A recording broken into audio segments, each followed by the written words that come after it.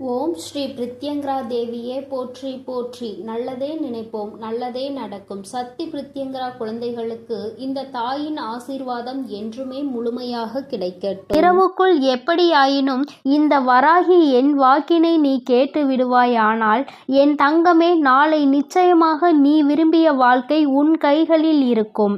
அம்மா, இது எல்லாம் சாத்தியம்தானா? இத்தனை நாட்களும் நான் கண்ணீர் விட்டதற்கு பதில் நாளை கிடைக்குமா? உன்னை நம்பலாமா என்று என் குழந்தை நீ என்னை பார்த்து கேட்பது என்னால் புரிந்து கொள்ள முடிகின்றது. என் தங்கமே, அம்மா சொல்கின்ற விஷயங்களை நீ தெளிவாக புரிந்து கொண்டால், அம்மா சொல்வது போல் உன்னை நீ மாற்றிக்கொண்டால், வாழ்க்கையில் நடந்தது என்னவென்பதை தெளிவாக புரிந்து கொண்டாயானால் நாளை நிச்சயமாக உன் வாழ்க்கை உன் கைகளில் வந்து சேரும். அதை யாராலும் தடுத்து நிறுத்த முடியாது. என் தங்கமே, இந்த வாழ்க்கை உனக்கு கிடைத்துவிடக் கூடாது என்று அதை தடுத்துவிட நினைப்பவர்கள் ஏராளம். இன்னமும் அவர்கள் இதைதான் தொழிலாக செய்து கொண்டிருக்கிறார்கள். நம் கண் முன்னால் இன்னொருவர் சந்தோஷமாக இருந்தால் அதனை ஏற்றுக்கொள்ளும் மனநிலை இங்கே யாருக்குமே இல்லை. மாறாக யாரும் சந்தோஷமாக இருந்துவிடக்கூடாது என்றுதான் எல்லோருமே இங்கே நினைக்கின்றார்கள். யார் வாழ்க்கையை பற்றியும் இங்கு யாருக்கும் எந்த விதமான அக்கறையும் கிடையாது. அவர்கள் சந்தோஷமாக இருந்துவிட்டால் மட்டும் இவர்களுக்கு அக்கறை எங்கிருந்தோ வந்துவிடும். எப்படியேனும் இதனை கெடுத்துவிட வேண்டும் என்று மட்டும்தான் அவர்கள் நினைக்கின்றார்கள். ஆனால் உண்மையில் வாழ்க்கையில் நீ கஷ்டப்பட்டால் உனக்கு உதவி செய்ய வேண்டும் என்றோ, இந்த நிலையில் இருந்து உன்னை மேம்படுத்த வேண்டும் என்றோ யாரும் நினைப்பது கிடையாது. மாறாக இது உனக்கு தேவைதான்.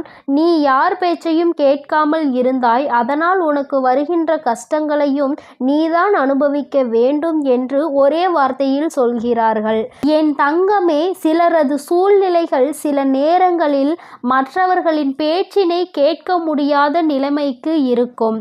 ஆனால் அதை அவர்கள் உணர்வது கிடையாது. எப்பொழுது நீ கஷ்டப்படுவாய், எப்பொழுது அதை சொல்லி உன்னை பேசலாம் என்றுதான் எதிர்நோக்கி நின்று கொண்டிருக்கிறார்கள். என் தங்கமே, யாருடைய எண்ணங்கள் எதுவாக வேண்டுமானாலும் இருந்துவிட்டு போகட்டும். உன்னுடைய வாழ்க்கை இன்று உன் கையில் இல்லாமல் போனதற்கு இதுவும் ஒரு காரணம். இது போன்ற சிலரினுடைய செயல்கள்தான் காரணம் என்பதை குறிப்பிடத்தக்க வகையில் அவர்கள் ஏற்படுத்தி கொடுத்த சில பிரச்சனைகளும் தான் இன்று உன்னுடைய வாழ்க்கையை உனக்கு இல்லாமல் செய்துவிட்டது என்பதே உண்மை. என் தங்கமே, இந்த உண்மை உன்னுடைய வாழ்க்கையில் மெய்யாகிவிடக்கூடாது. அவர்கள் நிச்சயமாக உனக்கு செய்ய வேண்டும் என்று நினைத்ததை நீ உண்மையாக்கிவிடக்கூடாது.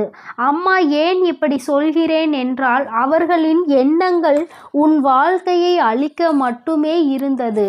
எந்த விதத்திலும் நீ எந்த விதமான நல்ல செயல்களையும் உன் வாழ்க்கையில் பார்த்துவிடக்கூடாது. எந்த சுபகாரியங்களும் உன் வாழ்க்கையில் நடந்துவிடக்கூடாது. நீ கடைசி வரையிலும் இப்படியே தனிமையில்தான் இருக்க வேண்டும் என்று நினைக்கின்றார்கள். இதனால் அவர்களுக்கு இதிலிருந்து என்ன கிடைக்கப் போகிறது என்று கேட்டால் ஒன்றுமே கிடைக்கப் போவதில்லை. உன்னுடைய கஷ்டத்தை பார்ப்பதில் அவர்களுக்கு ஒரு சந்தோஷம். இது என்ன மாதிரி மனநிலை என்று இன்னமும் உன் தாயானவள் எனக்கு தான் புரியவில்லை. தானும் வாழ வேண்டும், மற்றவர்களும் வாழ வேண்டும் என்று நினைக்காமல், நாம் வாழாவிட்டாலும் மற்றவர்கள் வாழக்கூடாது என்று அல்லவா அவர்களினுடைய எண்ணங்கள் இருக்கிறது.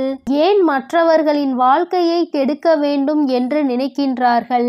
என் தங்கமே, இவர்களினுடைய எண்ணங்கள் எல்லாம் பொய்யாகி போகின்ற அளவிற்கு தான் உன் வாழ்க்கையில் நல்ல விஷயத்தை நான் நடத்தி கொடுக்க போகிறேன்.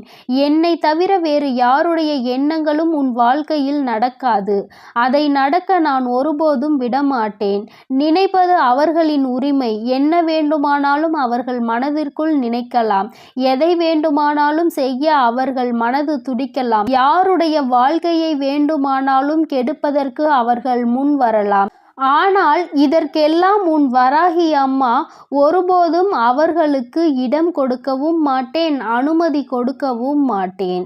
என் தங்கமே, உன் வாழ்க்கையை உனக்கு கிடைக்காமல் போனதற்கு இவர்கள் ஒரு காரணம் என்றால் இன்னொரு வகையில் நீயும் ஒரு காரணம். என் தங்கமே, உறவுகளுக்குள் எந்த சூழ்நிலையிலும் மற்றவர்களின் பேச்சுக்களினால் பிரச்சனைகள் வரக்கூடாது. எந்த ஒரு கட்டத்திலும் இன்னொருவரின் பேச்சுக்கு மதிப்பு கொடுத்து உறவுகள் பிரியக்கூடாது. உண்மை எது பொய் எது என்று இருவரும் பேசி தீர்க்க வேண்டும். மனதிற்குள் இருக்கின்ற எண்ணங்களை வெளிப்படையாக பேசி இருவரும் தெளிவுபடுத்தி இருக்க வேண்டும். மனதிற்குள் நினைப்பதை மனதிற்குள்ளேயே வைத்து கொண்டிருந்தால் எதிரில் நிற்பவர்களுக்கு நீ என்ன நினைக்கிறாய் என்பது எப்படி புரியும்? அதனை எடுத்து அவர்களுக்கு புரிய வைக்க வேண்டியது உன்னுடைய கடமை அல்லவா? நீ இந்த கடமையை செய்ய தவறியதுதான் இன்று இத்தனை பெரிய பிரிவினைக்கு காரணமாகிவிட்டது. நீ விரும்பிய வாழ்க்கையை நீயே அடைய முடியாமல் நின்று கொண்டிருக்கிறாய். காரணத்தை உன்னாலேயே சொல்ல முடியவில்லை. என் தங்கமே, பொதுவாக வாழ்க்கை எல்லோருக்கும் நல்லபடியாக இருந்தாலும் மனிதனுடைய மனது எப்பொழுதும் ஒன்று போல இருப்பது கிடையாது.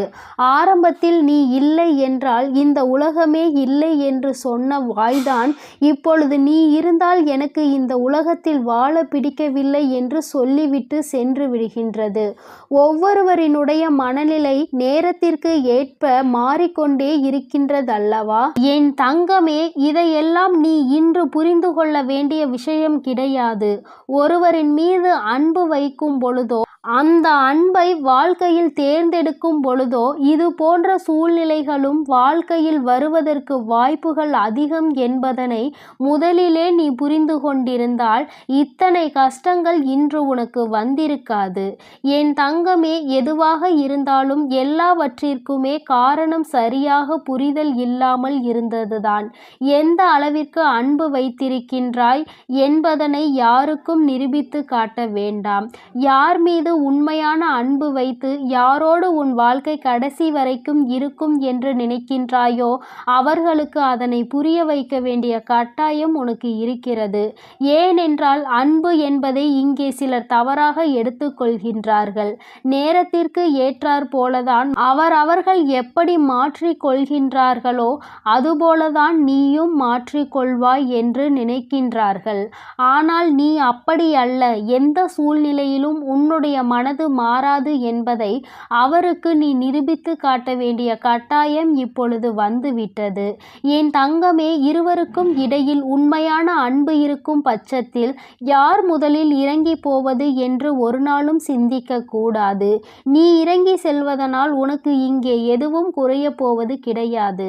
மாறாக நீ எந்த அளவிற்கு அன்பு வைத்திருக்கிறாய் என்பதை மட்டும்தான் நிரூபிக்கின்றாய் என்பதை புரிந்து கொள்வாய். என் தங்கமே, இதுநாள் வரையிலும் வாழ்க்கை உனக்கு நிச்சயமாக பலவிதமான கஷ்டங்களையும் கசப்புகளையும் கொடுத்து விட்டது. ஒவ்வொருவரினுடைய எண்ணங்களும் எப்படி இருக்கும் என்பதை உனக்கு உணர்த்தி விட்டது. ஆனால் என் பிள்ளையே, நீ இந்த சூழ்நிலையிலும் உன்னுடைய வாழ்க்கையை நீ விட்டுவிடாமல் எப்படி பிடித்து நின்று கொண்டிருக்கிறாயோ இந்த உறுதிதான் அந்த வாழ்க்கையை உனக்கு கொடுக்க போகிறது. வாழ்க்கையின் மீது நீ வைத்திருக்கின்ற நம்பிக்கை, அந்த உறவின் மீது நீ கொண்டிருக்கின்ற அன்பு நிச்சயமாக உன் வாழ்க்கையை உனக்கு கொடுக்கும் என்பதில் எந்த ஒரு மாற்று கருத்தும் கிடையாது. உண்மையான அன்பிற்கு நிச்சயமாக அதற்கான பரிசு கிடைக்கத்தான் வேண்டும். அதை உனக்கு கொடுக்க வேண்டியது இந்த வராகி அம்மாவாகிய என்னுடைய பொறுப்பு. அம்மா உன்னை விட்டு விடுவேன் என்று மட்டும் நினைத்து விடாதே. என் தங்கமே, மனதளவில் தனக்கு பிடித்தவர்களுக்காக இறங்கி செல்வதில் எந்த ஒரு தவறும் கிடையாது. அதுவும் அவர்களிடத்தில் இருப்பதும் உண்மையான அன்பாக இருக்கும் பட்சத்தில் நீ இறங்கி செல்வதில் எந்த ஒரு தவறும் கிடையாது. என் தங்கமே, தவறு யாருடைய பக்கத்தில் இருந்தாலும் நியாயம் நிச்சயமாக உன் பக்கம் இருந்தாலும் அவர்கள் பக்கம் இருந்தாலும் சரி, இறங்கி சென்று மன்னிப்பினை கேட்டு வாழ்க்கையை மீண்டும் நல்லபடியாக தொடர்ந்து நீ வாழ வேண்டும் என் செல்ல குழந்தையே. இந்த வராகி அம்மாவினுடைய ஆசீர்வாதங்கள் எப்பொழுதும் உனக்கு முழுமையாக இருக்கும். அதனால் நீ எதற்காகவும் கலங்காதே, எதை நினைத்தும் வருந்தாதே. நீ நல்லதையே நினை. உன் வாழ்வில் எப்பொழுதும் நான் உனக்கு நல்லதை மட்டுமே செய்து கொடுப்பேன். என் அன்பு குழந்தைக்கு இந்த சக்தி பிரித்யங்கராவின் அன்பும் ஆசீர்வாதமும் முழுவதுமாக கிடைக்கும். ஓம் ஸ்ரீ பிரித்யங்கரா தேவியே போற்றி போற்றி. ஓம் ஸ்ரீ பிரித்யங்கரா தேவியே போற்றி போற்றி.